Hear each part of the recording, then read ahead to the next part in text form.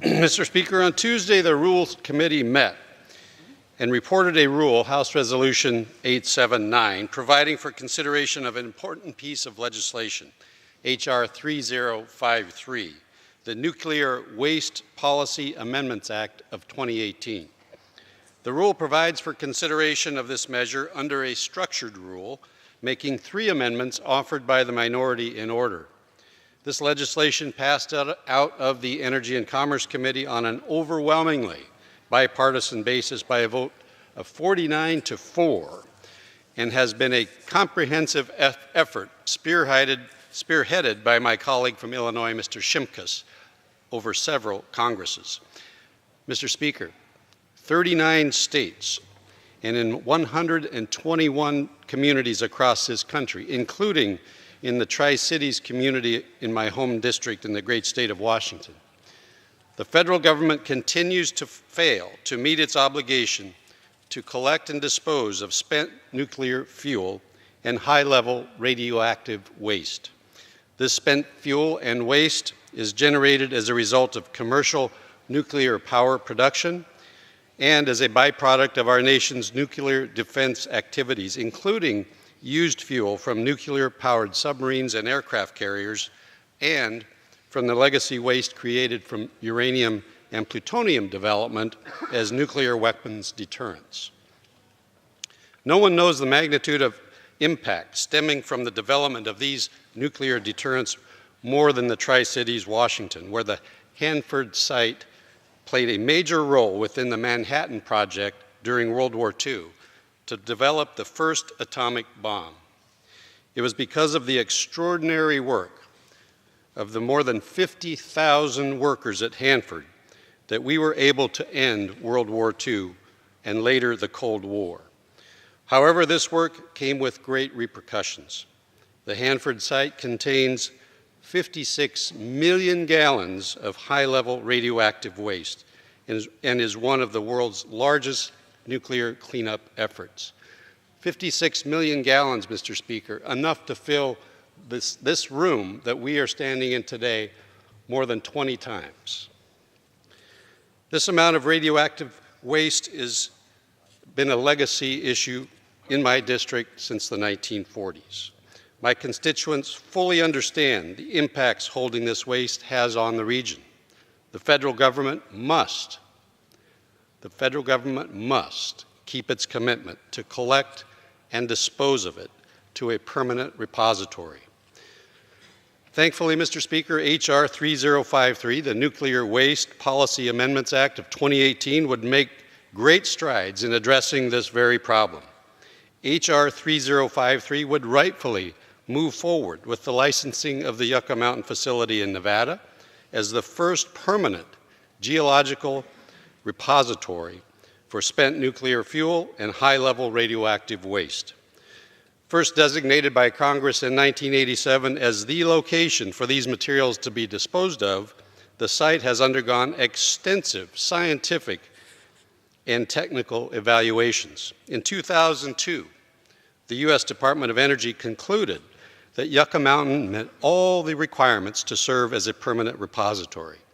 In 2008, DOE applied to construct the repository, but the Obama administration illegally terminated the effort for what appeared to be political rather than scientific reasons. Fortunately for our nation and for the communities like the Tri-Cities, this administration has stated its firm commitment to getting this project back on track and moving forward.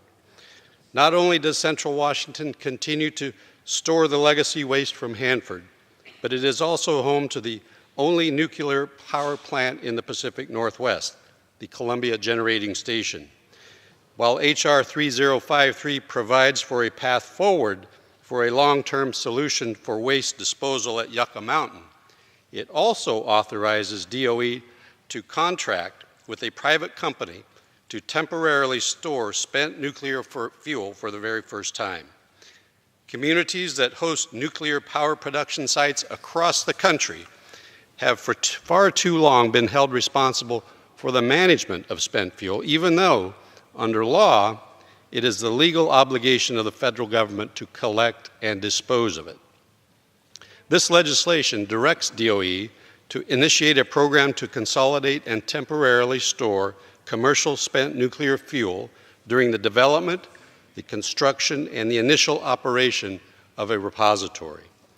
H.R. 3053 provides for other innovative and necessary management tools for waste, including encouraging DOE to take ownership of spent nuclear fuels from facilities that have ceased commercial operation and allowing the department to enter into contract with private storage facilities.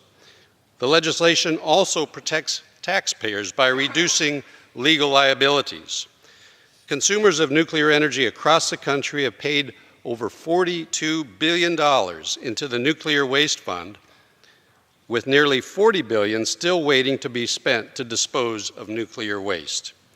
This includes more than $200 million from Washington state ratepayers. And what have they received from the federal government for the paying of these fees? Mr. Speaker, absolutely nothing. Not 1 ounce of waste has been collected, which is the very purpose of the fund. This legislation will reform the fund to protect ratepayers by assuring there is a definite answer on the Yucca Mountain repository prior to restarting the fee collection.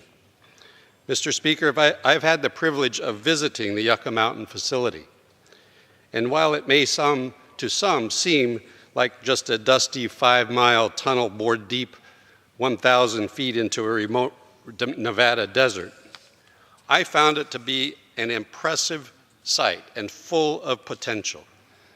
The federal government has spent decades and billions of the American taxpayers' dollars studying the best place for a repository.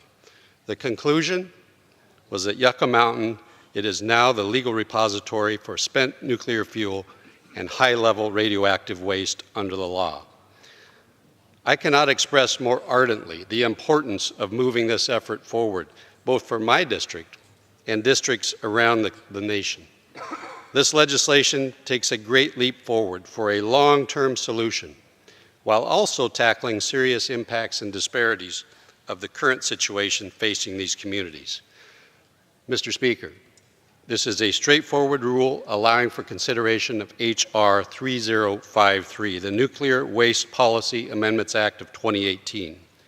I encourage my colleagues to support the rule, as well as the underlying legislation, to address this vital issue for our entire nation. Thank you, and I reserve the balance of my time.